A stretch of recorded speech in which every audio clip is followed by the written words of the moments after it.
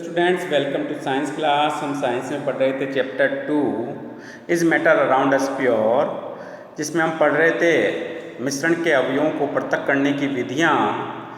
उसी को आगे बढ़ाते हैं आज। तो आज का टॉपिक है दो घुलनशील द्रवों के मिश्रण को कैसे पृथक करते हैं। हमने इससे पहले पढ़ा था दो अघुलनशील द्रवों के मिश्रण को पृथक करना। आज हम जो पढ़ रहे हैं वो है दो घुलनशील द्रवों के मिश्रण को पृथक करना। तो इसके लिए देखो एक्टिविटी दी हुई है। जल और एसीटोन के मिश्रण को पृथक करने के लिए मिश्रण को आसवन फ्लास्क में लेकर इसमें एक थर्मामीटर लगाया जाता है तथा उपकरण को चित्रानुसार व्यवस्थित करते हैं। यहाँ एक चित्र दिया हुआ है, इस चित्र के अनुसार हम जो है उपकरण को व्यवस्थित करते हैं। यानी कि एक हमने स्टैंड लिया, स्टैंड पे जो ये क्लैप लगाकर जो है इस पर आसवन फ्लास्क को लगा दिया। फिर हमने जो नीचे क्या है एक बर्नर है, बर्नर के ऊपर स्टैंड रखा हुआ है जिस पर इस आसवन फ्लास्क को फिक्स करते हुए क्लैप से जोड़ दिया। फिर इसमें जो है एक थर्मामीटर चित्रानुसार व्यवस्थित किया। फिर हमने जो है इसमें एक जो ये नली लगाई है जिसमें जल का निवेश होता है, जल निर्गत होता है। इसको इस क्लैप से इस नली पर जो एक कांच की ट्यूब इस पर कस देते हैं। फिर एक अन्य बीकर लेते हैं, अर्थात चित्रानुसार इस उपकरण को पूरी तरह से व्यवस्थित करते हैं। ठीक है।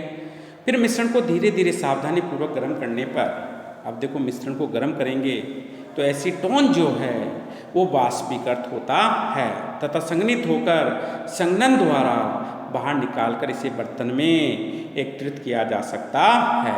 तो देखो यहाँ एक शब्द आया है संघनन। ये परिभाषाएं हमने चैप्टर 1 में पढ़ ली थी। तो देखो संघनन किसे कहते हैं? पदार्थ का गैसीय अवस्था से द्रव अवस्था में बदलना संघनन कहलाता है तथा जल आसवन फ्लास्क में शेष रह जाता है। इस विधि को आसवन विधि कहा जाता है। इसके द्वारा उन मिश्रणों को अलग किया जाता है जो विघटित हुए बिना उबलते हैं तथा जिनके घटकों के क्वथनांकों के बीच बहुत अधिक अंतर होता है। जैसे यहाँ हमने जल और एसीटोन लिया तो यहाँ जल एक घटक है, एसीटोन दूसरा घटक है, तो इनके जो क्वथनांक हैं उनमें अंतर अधिक होना चाहिए। 25 केल्विन से अधिक अंतर होना चाहिए, तभी ये विधि काम में लेंगे। ठीक है। तो देखो यहाँ दो घुलनशील द्रवों का आसवन विधि से पृथक्करण किया गया है। जल और एसीटोन का मिश्रण इस आसवन फ्लास्क में जो है डाल देते हैं। फिर इसको गर्म करते हैं तो एसीटोन वाष्पित होता है और इस नली में आ जाता है। तो फिर देखो यहाँ शीतल जल के निवेश और जल निर्गत की व्यवस्था, इससे जो गैस बाहर आई है गैस के रूप में आया है तो इसको क्या करते हैं, ठंडा करते हैं। यानी कि इस गैस पदार्थ जो गैसीय अवस्था में इसका संघनन करते हैं, जल संघनक है इसके द्वारा संघनन करते हैं तो ये गैसीय अवस्था से द्रव अवस्था में बदल जाता है और इस द्रव एसीटोन को इस बीकर में एकत्रित कर लिया जाता है। इस प्रकार से जल और एसीटोन जो कि दो घुलनशील द्रव थे उनको अलग कर लिया जाता है। अब देखो प्रभाजी आसवन, दो या दो से अधिक घुलनशील द्रवों को पृथक करने के लिए प्रभाजी आसवन विधि का प्रयोग किया जाता है। यदि इन दोनों द्रवों के क्वथनांकों का अंतर 25 केल्विन से कम होता है, वैसे तो क्या 25 केल्विन से अधिक है तो सामान्य आसवन विधि से काम हो जाता है, घुलनशील द्रव पृथक हो जाते हैं। लेकिन अंतर 25 केल्विन से कम होता है तो प्रभाजी आसवन का उपयोग किया जाता है और इसमें आसवन फ्लास्क और संघनन के बीच एक प्रभाजी स्तंभ का उपयोग किया जाता है। साधारण प्रभाजी स्तंभ, प्रभाजी स्तंभ का मतलब कॉलम। ठीक है। एक नली होती है जो कि शीशे के गुटकों से भरी होती है और ये गुटके वाष्प को क्या करते हैं, ठंडा और संघनित होने के लिए एक सतह प्रदान करते हैं। अब देखो यहाँ ये उपकरण व्यवस्थित किया गया है प्रभाजी आसवन विधि के लिए। ठीक है। ये स्टैंड है, ठीक है, ये बर्नर है, बर्नर के ऊपर स्टैंड है, स्टैंड पे आसवन फ्लास्क रखा है। ठीक है। और इस आसवन फ्लास्क में एक प्रभाजी कॉलम लगाते हैं, स्तंभ लगाते हैं। ये प्रभाजी स्तंभ लगाया है, ये कांच के जो है पीसेज इसमें लगे होते हैं। ठीक है। ये कॉर्क लगाया, कॉर्क से थर्मामीटर इसमें फिक्स कर देते हैं। ठीक है। बर्नर से जो है जो इसमें मिश्रण है उसे गर्म करते हैं। जो वाष्प मिश्रण है वो इस नली में आता है, गैसीय अवस्था से वो द्रव अवस्था में बदलता है, द्रव को इसमें इस फ्लास्क में एकत्रित कर लिया जाता है। इस प्रकार प्रभाजी आसवन से दो घुलनशील द्रवों को जो है अलग कर दिया जाता है। ठीक है।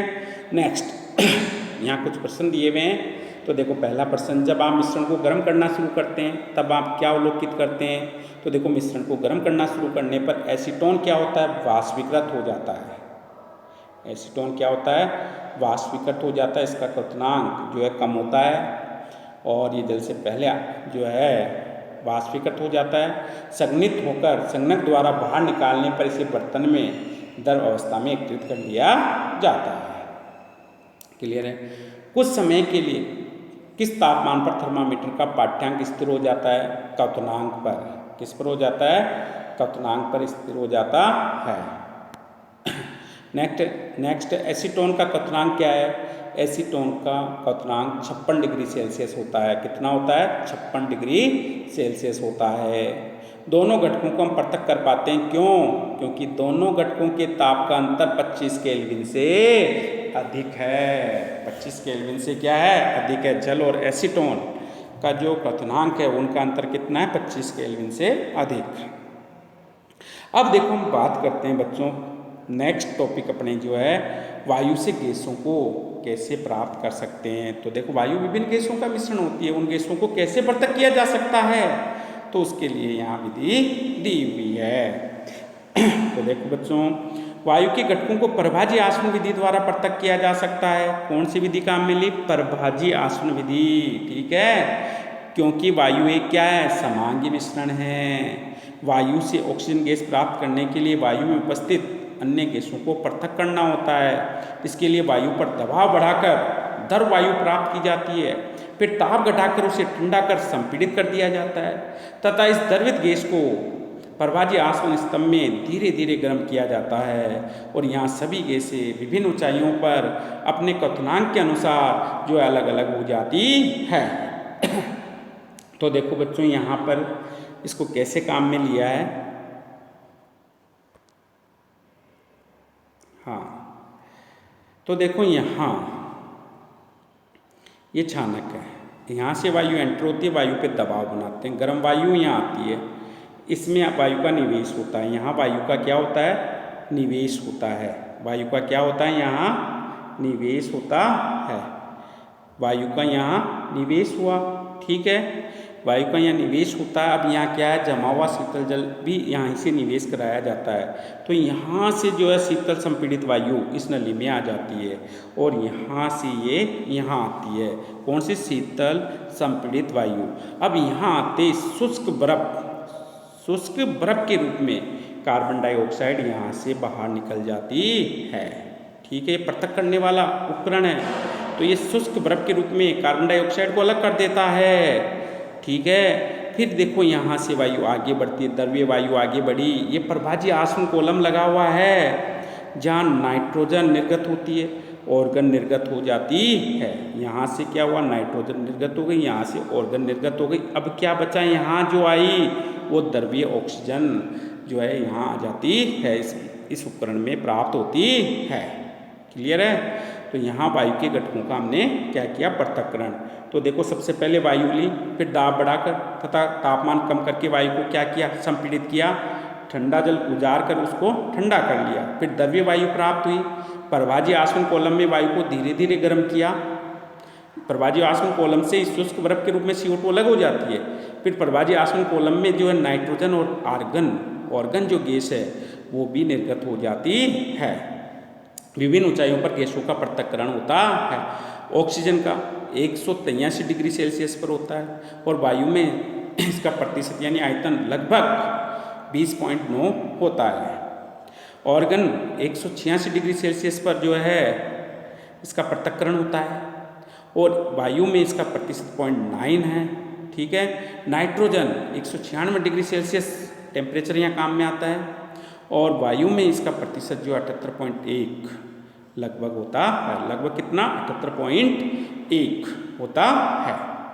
तो यहाँ सबसे कम क्वथनांक किसका है? ऑक्सीजन का। सबसे ज़्यादा क्वथनांक किसका है? नाइट्रोजन का। किसका है? नाइट्रोजन का। यहाँ सबसे अधिक मात्रा में कौन सी है? नाइट्रोजन। सबसे कम मात्रा में इन तीनों में से पूछ रहा हूँ मैं, इन तीनों में से सबसे कम मात्रा में ऑर्गन जो है प्राप्त होती है।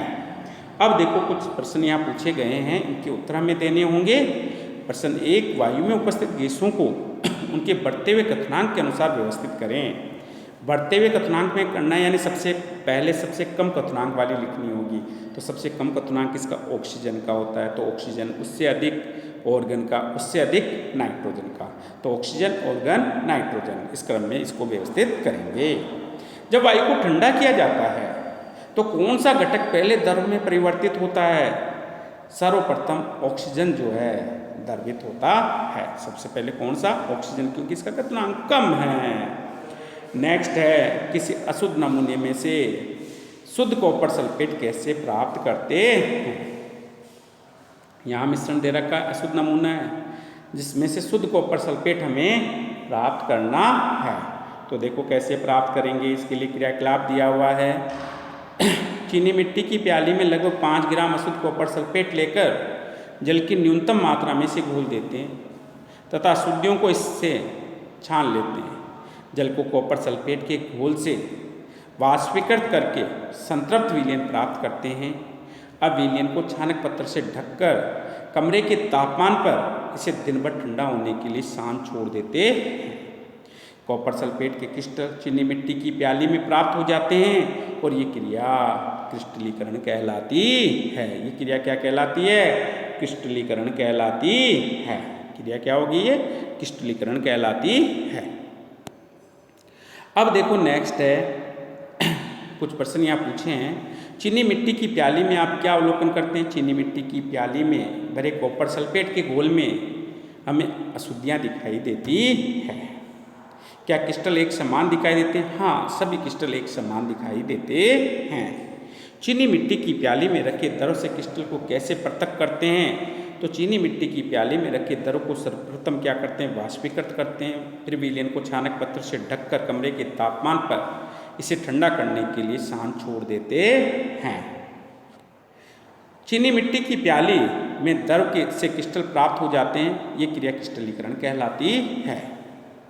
क्रिस्टलीकरण विधि का उपयोग ठोस पदार्थों को शुद्ध करने में किया जाता है। इसमें ठोस पदार्थ विलयन में से क्रिस्टल के रूप में पृथक कर लिए जाते हैं। क्रिस्टलीकरण विधि साधारण वाष्पीकरण विधि से निम्न कारणों में उत्तम होती है। नंबर 1, कुछ ठोस विघटित हो जाते हैं या कुछ चीनी की तरह गर्म करने पर झुलस जाते हैं। नंबर 2, छानने के बाद भी अशुद्ध विलय पदार्थ को विलायक में घोलने पर विलयन में कुछ अशुद्धियाँ रह जाती है। वाष्पीकरण होने पर ये अशुद्धियाँ ठोस को दूषित कर सकती है। अब देखो इन विधियों का अनुप्रयोग कहाँ किया जाता है? अशुद्ध नमूने से फिटकरी को अलग करने में किया जाता है। नंबर 2, समुद्री जल द्वारा प्राप्त नमक को शुद्ध करने में जो इसका अनुप्रयोग किया जाता है। तकनीकियों के में विकास के साथ कई और पृथक करने वाली विधियों का आविष्कार हो चुका है। शहरों में जलघर से पीने योग्य जल की आपूर्ति की जाती है और जलघर से अपने घर में प्राप्त पेय के विभिन्न चरण जो निम्न रेखा चित्र में दिखाए गए हैं। वह जल कैसे पहुंचता है? जल घर में जल शुद्धि निकाय लगा होता है। तो सबसे पहले क्या किया जाता है? जल को भंडारित किया जाता है। जल को क्या किया जाता है? भंडारित किया गया है यहाँ। फिर इस भंडारित जल को जो है ठोस पदार्थों को नीचे बैठने के लिए तलट टैंक में डाला जाता है। ठीक है। फिर यहाँ से जल को जो है निलंबित अशुद्धियों के तलट के लिए बाहर टैंक में डाला जाता है। बाहर टैंक से ये छानक टैंक में आता है और छानक टैंक में क्या होते हैं? जल में से बारीक बालू, कंकड़, मोटे कंकड़ आदि अलग हो जाते हैं।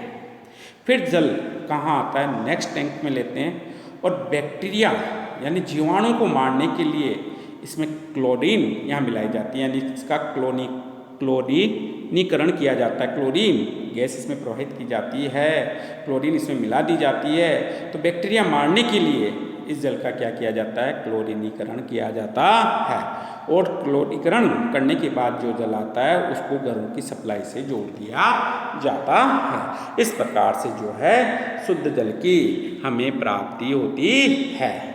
इसी के साथ आज का टॉपिक जो है कंप्लीट होता है। नेक्स्ट वीडियो में नए टॉपिक के साथ फिर मिलेंगे। तब तक के लिए थैंक यू।